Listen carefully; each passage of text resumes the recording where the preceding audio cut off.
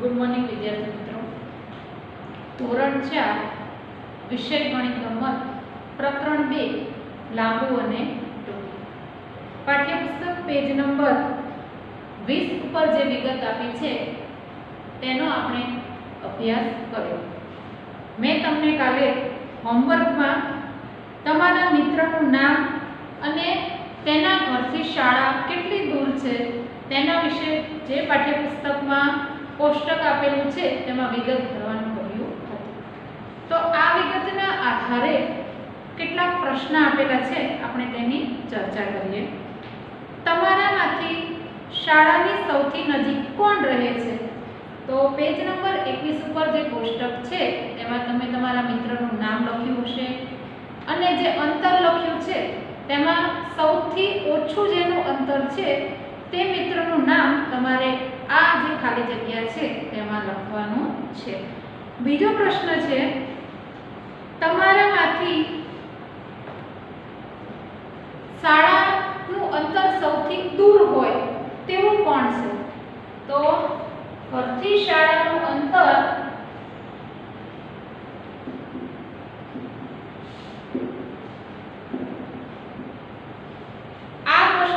તમે જે મિત્રનું ઘર તેની શાળાથી દૂર છે એટલે કે કિલોમીટરનું અંતર છે અને તે પણ સૌથી વધારે તે મિત્રનું નામ તમારે આ બીજા નંબરની જે ખાલી જગ્યા આપી છે તેમાં તમારે લખવાનું છે।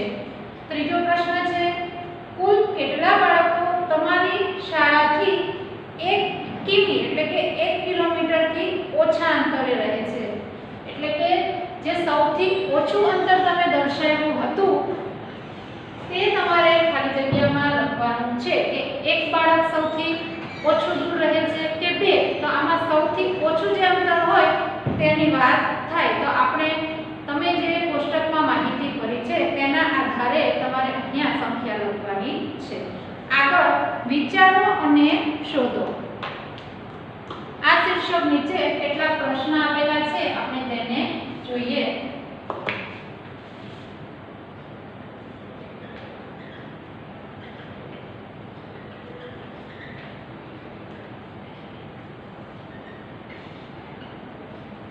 પહેલો પ્રશ્ન છે, દોરાની એક રીલમાં દોરાની લંબાઈ કેટલી હોય છે?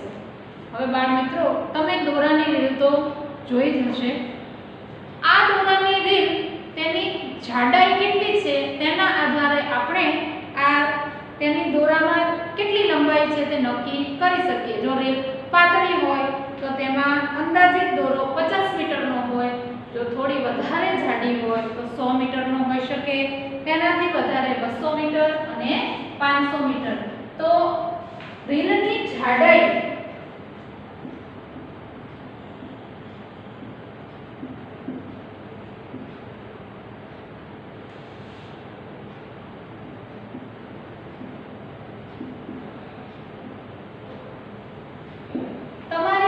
જે દોરાની રીલ છે તે કેટલી જાડી છે તેના આધારે લખી શકીએ। 50 મીટર હોઈ શકે, 100 મીટર હોઈ શકે,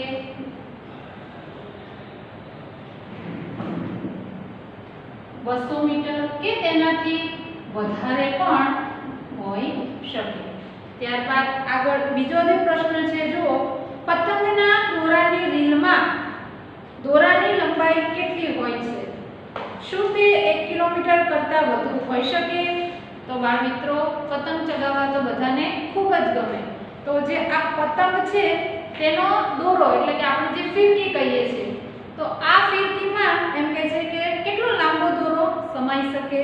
શું તે 1 કિલોમીટર કરતા વધુ હોઈ શકે? તો આપણે જવાબ લખી શકીએ કે હા, તે 1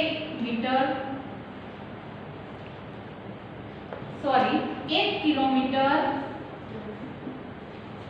કરતા વધારે હોઈ શકે।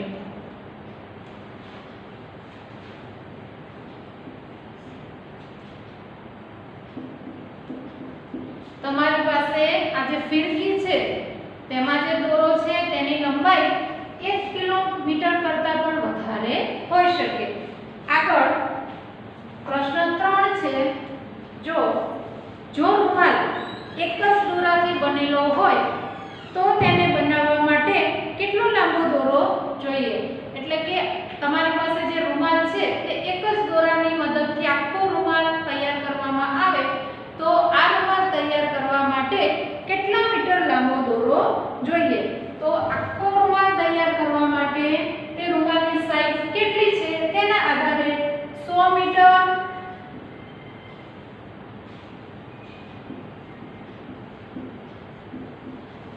100 મીટરથી 500 મીટર સુધી લાંબો દોરો જોઈએ. તો આ રીતે તમારે આ 3 પ્રશ્નના જવાબ વિચારીને લખવાના છે. પાઠ્યપુસ્તક પેજ નંબર 22 એમાં એક ગીત આપેલું છે. આપણે આ ગીતને જોઈએ. જો કેવું સરસ ચિત્ર આપેલું છે અને સામે જે ગીત છે, હું ઈચ્છું કે હું પતંગ હોઉં, એમ કે છે મને એવી ઈચ્છા થાય છે કે હું પતંગ હોઉં. હું પતંગ હોઉં તો કેવી મજા આવે, તો ઊંચે આકાશમાં ઉડી શકું. એમ કે છે હું પતંગ હોઉં ને તો આકાશમાં ઊંચે ઊંચે ઉડ્યા જાઉં.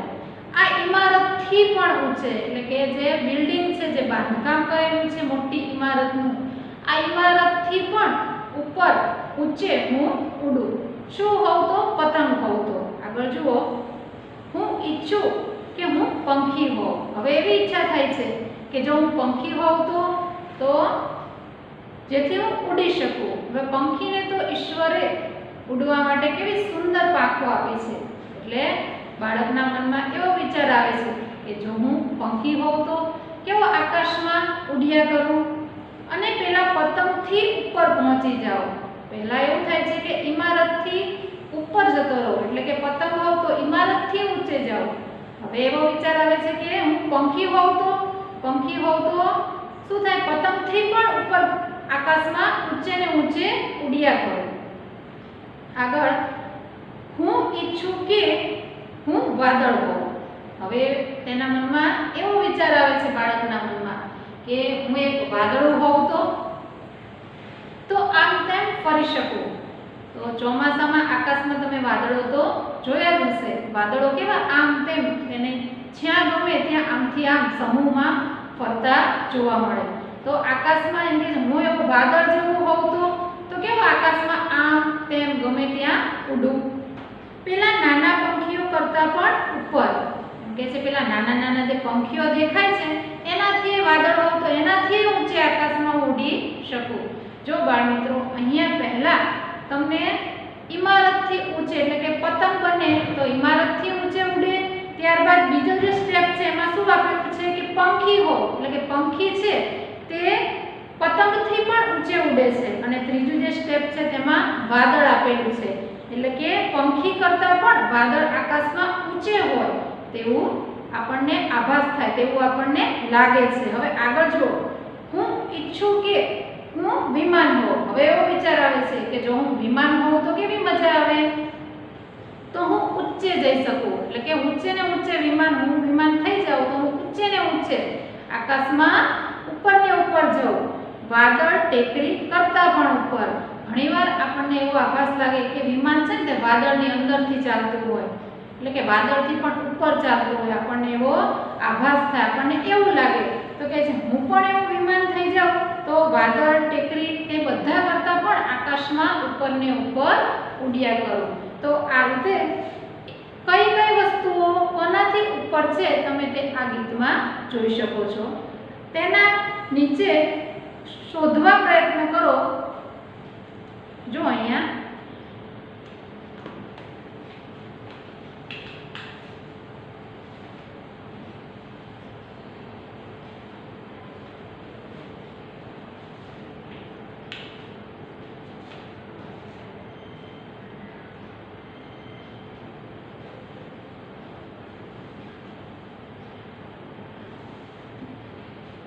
પાઠ્યપુસ્તકમાં જુઓ તમારે શોધવાનું છે. હવે શું શોધવાનું છે તે આપણે જોઈએ. પ્રશ્ન 1, તમે જોયેલી ઊંચામાં ઊંચી ઇમારત કઈ? તે આશરે કેટલા માળ ઊંચી હશે? તો બાળમિત્રો, તમે જે ઊંચામાં ઊંચી ઇમારત જોઈ હોય તેના વિશે અહીંયા તમારે લખવાનું છે, એટલે કે રજૂઆત કરવાની છે. તો આપણે આ ચેપ્ટરમાં કુતુબ મિનાર સૌથી ઊંચામાં ઊંચો જોયો, તો તે આશરે કેટલા માળ ઊંચો હશે? તો આપણે આગળ જવાબમાં લખ્યું કે કુતુબ મિનાર, અને તે કેટલો ઊંચો હતો? તો આપણે આમાં પણ જોયું કે 24 માળ ઊંચો હતો. તો બાળમિત્રો, અહીંયા તમે આનાથી પણ ઊંચું કંઈક જોયું હોય અને તેના વિશે જાણતા હો તો તે પણ તમે લખી શકો છો. પ્રશ્ન 2 છે, એક પતંગ કેટલી ઊંચાઈએ પહોંચી શકે? શું તે કુતુબ મિનારથી પણ વધુ ઊંચે જઈ શકે? તો પતંગની વાત છે કે પતંગ છે તેને આપણે આકાશમાં ઉડાડીએ તો તે કેટલો ઊંચો જઈ શકે? આ કુતુબ મિનાર છે તેની ઊંચાઈ 24 માળનો છે, એટલે કે 24 મીટર છે. તો આ પતંગ છે તેનાથી પણ ઊંચે જઈ શકે? તો હા, આ પતંગ છે તે કુતુબ મિનારથી પણ ઊંચે જઈ શકે, એટલે કે 100 કિલોમીટર જેટલું અંતર ઊંચે પતંગ જઈ શકે. ઘણીવાર એવું થાય, આપણે પતંગ ચગાવતા હોઈએ ને તો પતંગ ક્યાંય ટપકા જેવો દેખાતો હોય અને આપણો પતંગ આપણને ન દેખાતો હોય અને આમ દોરી જ આપણે ખેંચતા હોય એટલો ઊંચે પણ આકાશમાં જઈ શકે છે. આગળ પ્રશ્ન છે, પ્રશ્ન 3, એક વિમાન કેટલું ઊંચે ઉડી શકે? શું તે માઉન્ટ એવરેસ્ટ કરતાં પણ ઊંચે ઉડી શકે? જુઓ તો જે લગભગ 9 કિલોમીટર જેટલો ઊંચો છે, એટલે કે અહીંયા માઉન્ટ એવરેસ્ટ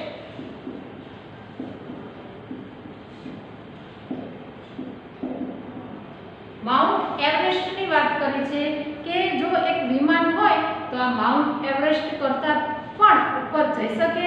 હવે આ માઉન્ટ એવરેસ્ટ કેટલું ઊંચું છે તો તેની ઊંચાઈ પણ આપેલી છે કે તે લગભગ 9 કિલોમીટર જેટલો ઊંચો છે. તો હા બાળમિત્રો, વિમાન છે તે માઉન્ટ એવરેસ્ટ કરતાં પણ ઊંચે જઈ શકે છે. માઉન્ટ એવરેસ્ટ 9 કિલોમીટર ઊંચો છે, વિમાન તો 10 કિલોમીટર કરતાં પણ વધારે ઊંચાઈએ જઈ શકે છે. આગળનો પ્રશ્ન નંબર 4, શું તમે કદી વાદળને તમારાથી નીચે જોયા છે? તમે ક્યારે વાદળાને તમારાથી નીચે જોયા છે? આવું તે કંઈ હોય? તો ના, આપણે ક્યારે વાદળને આપણાથી નીચે જોયા નથી. આપણે કાલ્પનિક દુનિયામાં જોયા હોય તો ખબર નહીં, પણ આમ તો વાદળ આપણાથી નીચે હોય નહીં. તો તમારે ચોથામાં ના લખવાનું છે. તો બાળમિત્રો, અહીંયા આપણું પ્રકરણ 2 લાંબુ અને ટૂંકું પૂર્ણ થાય છે. હવે તમે આઈડિયલની બુક છે તે ખોલો. જો આઈડિયલની બુકમાં આપણે કેટલાક દાખલા છે તેને જોઈએ. આઈડિયલ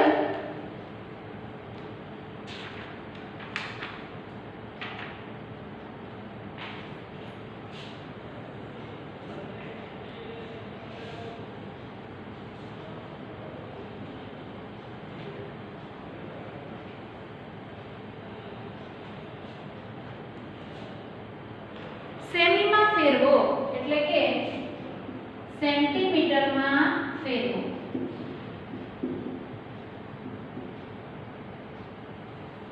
જો અહીંયા 2 મીટર 20 સેન્ટીમીટર,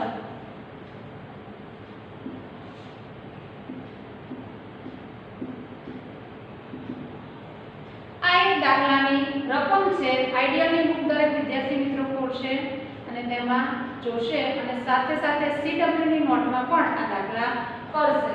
સેન્ટીમીટરમાં ફેરવવાનું છે તો આ રકમ છે તેમાં મીટર જે આપેલું છે આપણે તેને સૌથી પહેલા સેન્ટીમીટરમાં ફેરવીશું. તો 2 ગુણ્યા 100 સેન્ટીમીટર. આપણે જાણીએ છીએ કે 1 મીટર બરાબર 100 સેન્ટીમીટર. તો 2 મીટર આપેલા છે તો આપણે 2 ને 100 સાથે ગુણીશું વત્તા 20 સેન્ટીમીટર. 2 એકા 2 એટલે કે 200 સેન્ટીમીટર વત્તા 20 સેન્ટીમીટર. તો અહીંયા આપણને જવાબ મળશે 220 સેન્ટીમીટર. તો આ રીતે જે રકમ આપી હોય અને ઉપર સૂચના હોય સેન્ટીમીટરમાં ફેરવો, તો આ રીતે તમારે ફેરવવાનું છે. આ એક દરેક લખશે. આગળ મીટરમાં ફેરવો.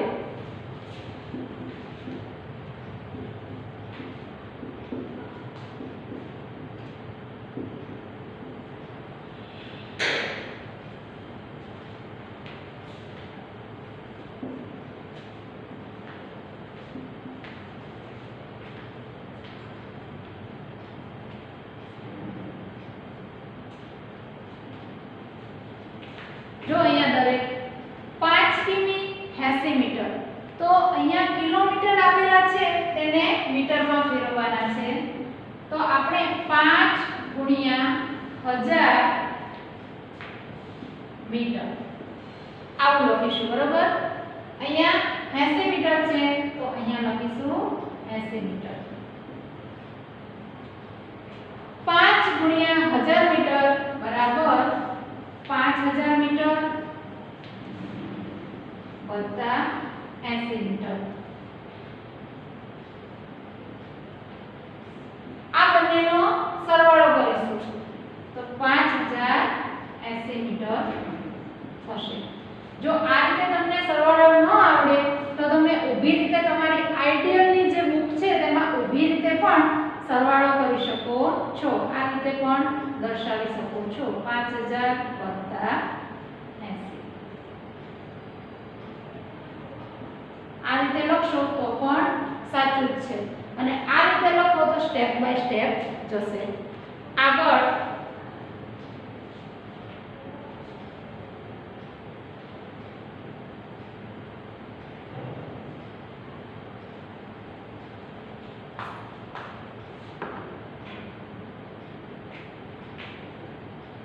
કિલોમીટર અને મીટરમાં ફેરવો.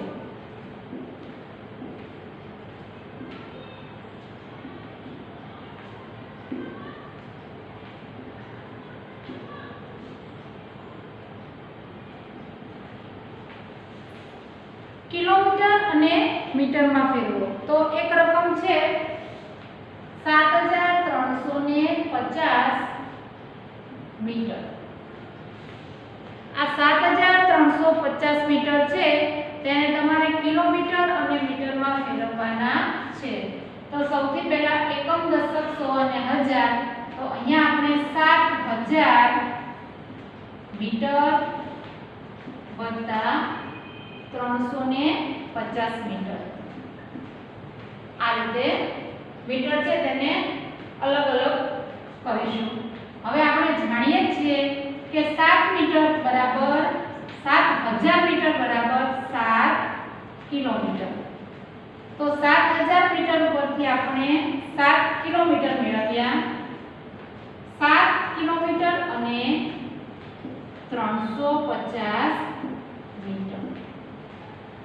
તો આ રીતે તમારે સેન્ટીમીટરને મીટરમાં ફેરવવાના, મીટર આપેલા છે તેને ફેરવવાના, ત્યારબાદ કિલોમીટરને કિલોમીટર અને મીટરમાં આ રીતે દર્શાવવાના છે.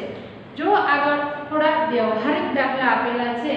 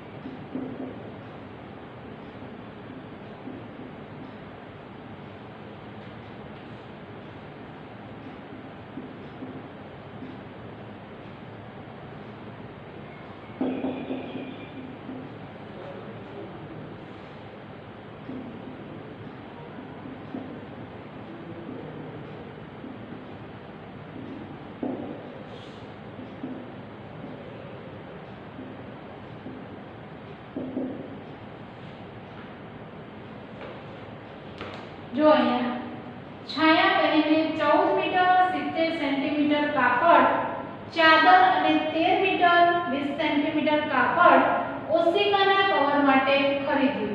તો તેમણે કુલ કેટલું કાપડ ખરીદ્યું? તો બાળ મિત્રો અહીંયા સરવાળો કરવાનો છે. મીટર સેન્ટીમીટર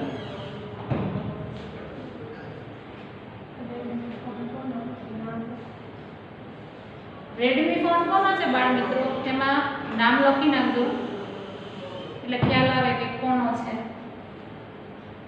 આગળ જુઓ મીટર અને સેન્ટીમીટર.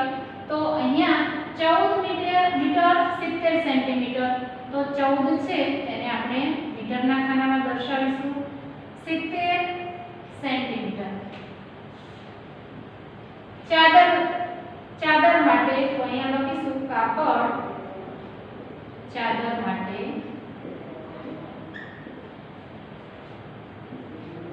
અને 13 મીટર 20 સેન્ટીમીટર કાપડ ઓશિકાના કવર માટે.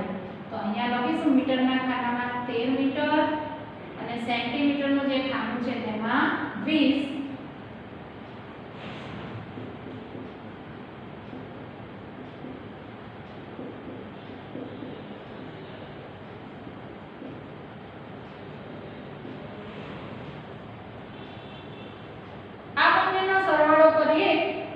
એટલે છાયા બહેને કુલ કેટલું કાપડ ખરીદ્યું તે આપણને મળે.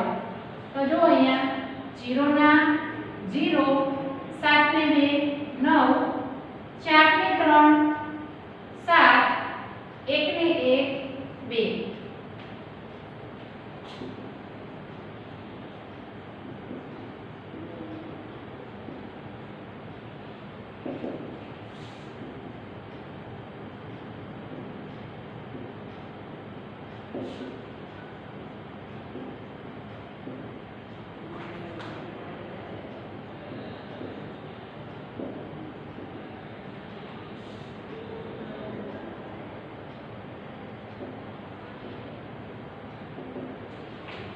તો છાયા બહેને કુલ 27 મીટર અને 90 સેન્ટીમીટર કાપડ ખરીદ્યું. તો આ રીતે વ્યવહારિક દાખલા આવે તો તમને દાખલા તો ગણતા આવડે જ છે, પરંતુ તમારે સાઈડમાં આ રીતે સમજૂતી લખવાની છે. બાળ મિત્રો આના પછી એક બાદબાકીનો દાખલો છે તે આપણે જોઈશું. જુઓ તમે પેજ નંબર 68 છે, પેજ નંબર 15 ઉપર દાખલા નંબર 68 છે. 16 મીટર 600 સેન્ટીમીટર કાપડમાંથી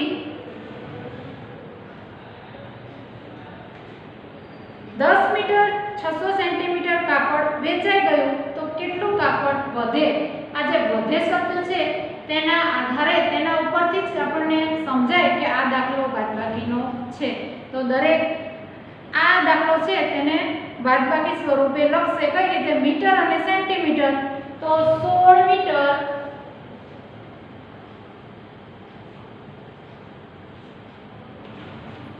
જો દાખલા નંબર છે 68, મીટર અને સેન્ટીમીટર.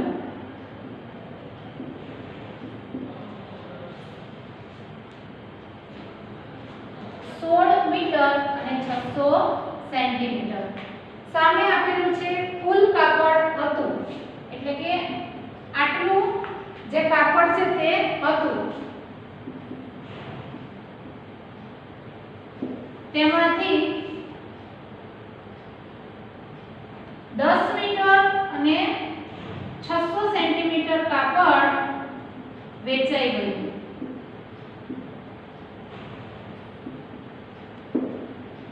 તો હવે કેટલું કાપડ વધશે? એટલે આપણે વધેલું કાપડ શોધવાનું છે. તો 0 ના 0, અહીંયા 0 ના 0, 6 માંથી 6 જાય તો 0, 6 છે નીચે 0 છે તો 6 ના 6, 1 માંથી 1 જશે તો 0. તો અહીંયા 6 મીટર અને 0 સેન્ટીમીટર કાપડ વધે છે. તો બાળ મિત્રો અહીંયા આપણો આ લેક્ચર પૂર્ણ થાય છે.